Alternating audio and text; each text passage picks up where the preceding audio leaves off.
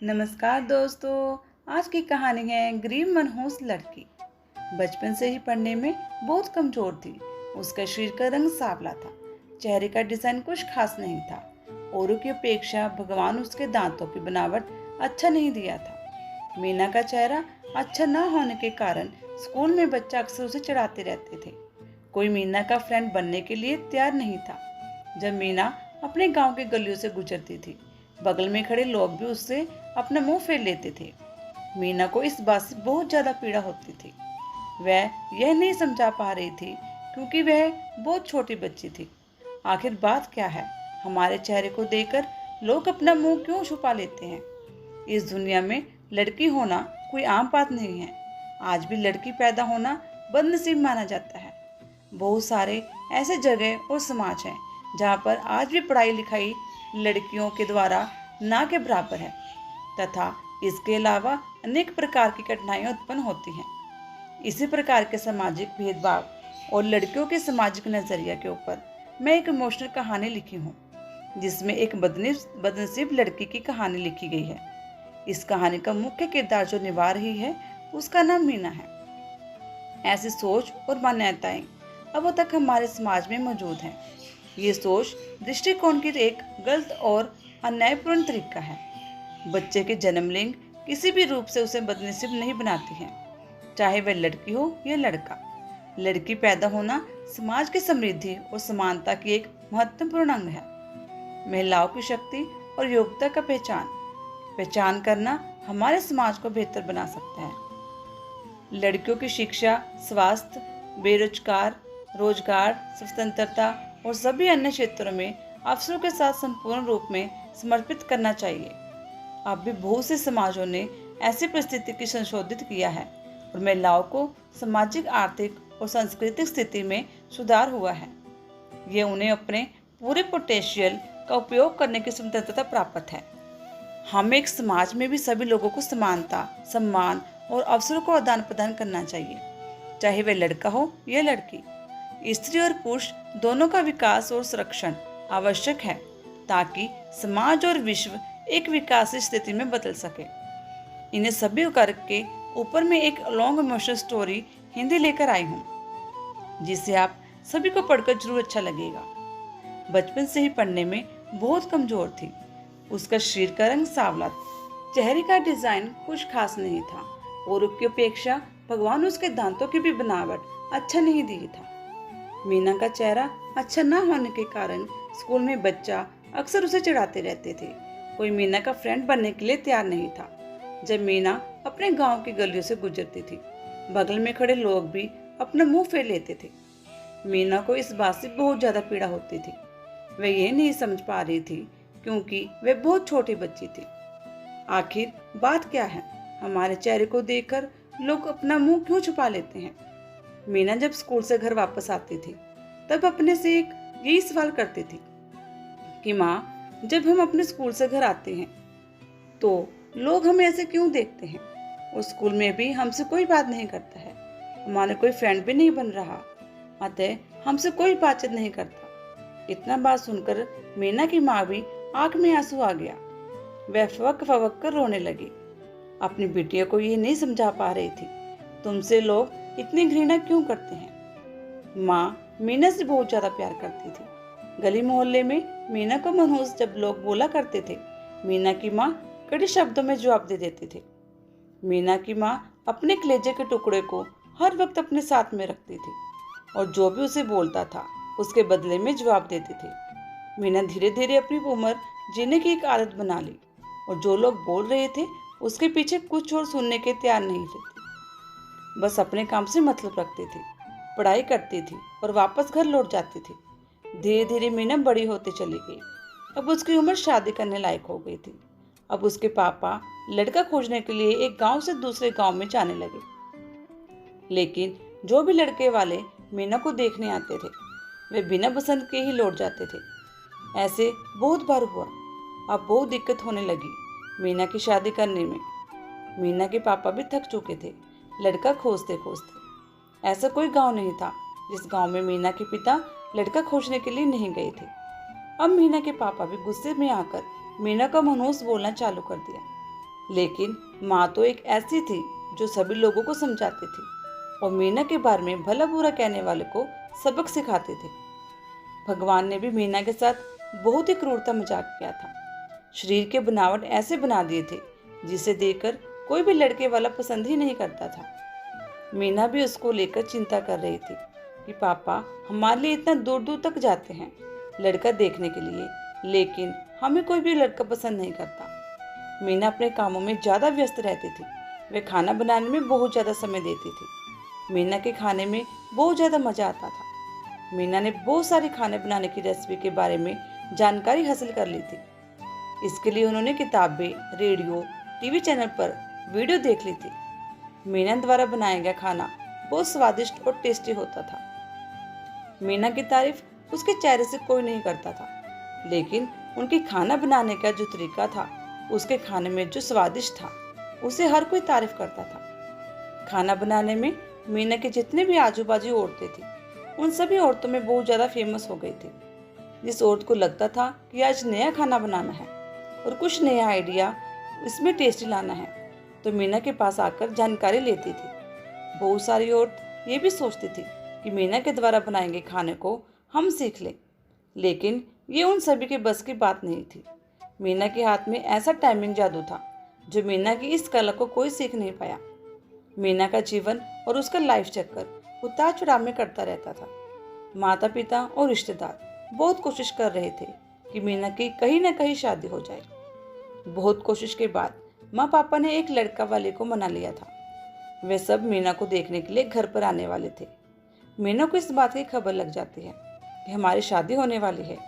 मीना दुखी हो जाती है और गुस्सा करने लगती है और मीना रोती हुई कहने लगती है, आप सब इतने सारे लड़के वाले को देखने के लिए बुलाते हो, लेकिन कोई हमें पसंद नहीं करता और जो भी आता है हमारा मजाक बनाकर चला जाता है।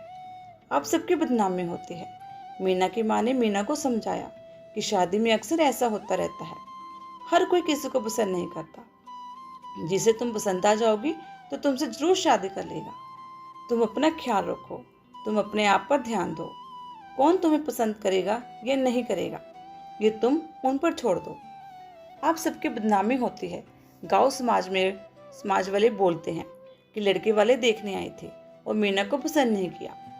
गांव वाले भी कहते हैं कि पता नहीं उसके मम्मी पापा कैसे उसको जन्म दिया है। इस मनहूस को कि कहीं शादी ठीक ही नहीं हो रही।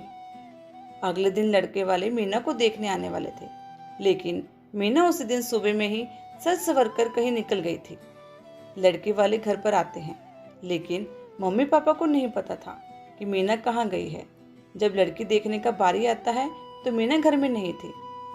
लड़के वाले इस पर गुस्सा हो जाते हैं और पूरी खरी खोटी सुनाते हैं। मीना मम्मी पापा को वैसे भी पापा मीना पर बहुत ज़्यादा गुस्सा करते थे, लेकिन उस दिन की हरकत से मीना के पापा के ऊपर खून सवार हो गया था। मीना ने अपने पापा को गुस्से में पागल कर दिया था। उस दिन मीना के पापा ने उसके मम्मी पापा पर बहुत सारा गुस्सा उतारा।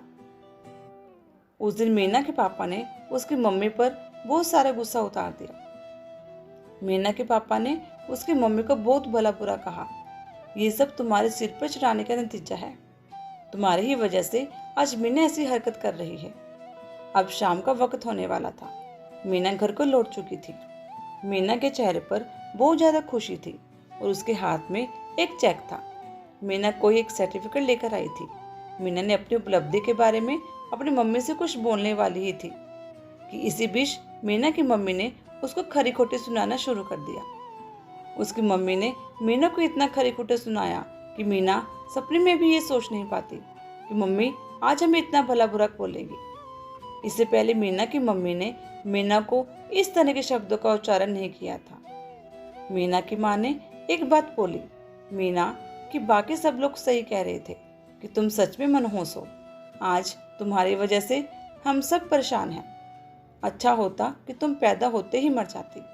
आज ये दिन हमें देखने को नहीं पड़ता। गांव में सिर मेरा उठ नहीं पा रहा। मीना इस वाक़े को सुनकर अवाक थी। वह कुछ बोल नहीं पा रही थी, क्योंकि जब मीना बोलने की कोशिश कर रही थी, उसकी मम्मी के शब्दों से उसकी आवाज़ दब जाती थी। मीना चुपचाप निठुर भाव से खड़ी थी। मीना की आंख में आंसू आ रहे थे मीना बिल्कुल व्याकुल हालत में खड़ी थी।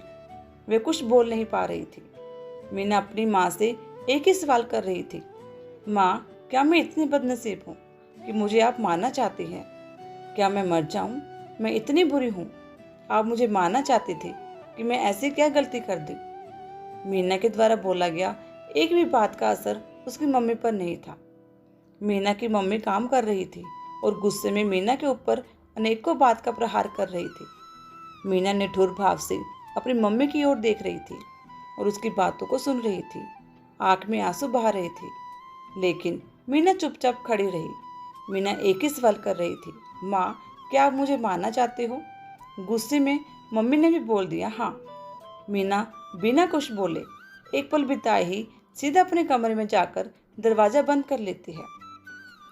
1-2 मिनट के बाद मम्मी का गुस्सा शांत हो जाता है। तब मीना की मम्मी को अपनी गलती का एहसास होता है।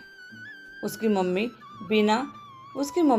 मीना के रूम की तरफ गई और दरवाज़ा खुलवाने के लिए बोली, लेकिन मीना ने अपने रूम को अंदर से बंद कर लिया था। मीना की माँ ने जब देखा कि मीना ने अंदर से दरवाज़ा बंद कर लिया है, मीना की माँ सोच रही थी ये कोई गलत कदम ना उठा ले। इसलिए मीना की मम्मी ने उसके पापा के पास तुरंत कॉल की घर आने के लिए। दोनों ने दरवाज़ा खोलने के लिए काफ़ी कोशिश की, लेकिन मीना ने दरवाज़ा नहीं खोला। कुछ समय बीतने के बाद पापा को अब एहसास हो गया कि मीना कुछ गलत कर ली है। मीना के पापा ने तुरंत दरवाज़ा को तोड़ दिया। मीना के मम्मी पापा ने अंदर का सीन देखा तो अवाक रह गए। मीना ने दुपट्टे का फंदा बनाकर पंखे से लटक रही थी। अभी ज़्यादा वक्त नहीं हुआ था कि वह सिर्फ बेहोश हुई थी। माँ और पापा ने तुरंत उसे उठाकर पंखों से अलग किया, फिर गले से दुपट्टा निकाला और बेड पर मीना को लेटा दिया। स्थिति को देखते हुए उन्होंने तुरंत डॉक्टर को कॉल लगाया। माँ की नज़र अपनी लाडली बेटी मीना की मुट्ठी पर जाती है। हाथ में एक चिट्ठी रहती है और टेबल पर पड़ी 5 लाख का चेक मिलता है, जिसमें 5 स्टार होटल में शेफ की नौकरी करने के लिए कंफर्मेशन लेटर था। उसी कंफर्मेशन लेटर और चिट्ठी को लेने के लिए मीना बाहर गई हुई थी। कुछ समय के बाद डॉक्टर आते हैं और मीना का इलाज करते हैं। डॉक्टर मीना के चेकअप करने के बाद बोलते हैं कि शुक्र है लड़की बच गई। कुछ सेकंड और देरी होती तो आज ये लड़की हम सभी के बीच नहीं रहती। मीना बेड पर बेहोश अवस्था में पड़ी थी। डॉक्टर ने बोला कि मीना धीरे धीरे कुछ घंटों में ठीक हो जाएगी। मैं दवा लिख दे रहा हूँ, जिसे आप मेडिकल स्टोर से मंगा लीजिए। माँ और पापा ने उस चिट्ठी को खोलकर पढ़ा, जिसमें कुछ इस प्रकार से लिखा था, मम्मी और पापा, मैं जानती हूँ कि मैं जन्म से लेकर आज तक कोई ऐसा कार्य नहीं किया जिससे आप लोगों को गर्व महसूस हो, लेकिन मैं आपसे बताना चाहती हूँ कि मैं खाना बनाने में नेशनल लेवल कंपटीशन को जीत चुकी हूँ। इसमें मुझे 5 लाख का चेक और प्रथम स्थान मिला। मेरे द्वारा बनाया गया खाना ऑर्गेनाइजेशन को इतना पसंद आया कि वे मुझे एक बहुत बड़े होटल में बतौर मास्टर शेफ की नौकरी के लिए कंफर्मेशन लेटर भी दिए हैं। पूरी दुनिया मेरे खिलाफ है, मुझे इस बात का कोई फर्क नहीं पड़ता था और न ही पापा की कड़वी बातें मुझे रुलाती थी। मैं पापा से हर वक्त प्यार करती थी और मम्मी को दिल से चाहती थी।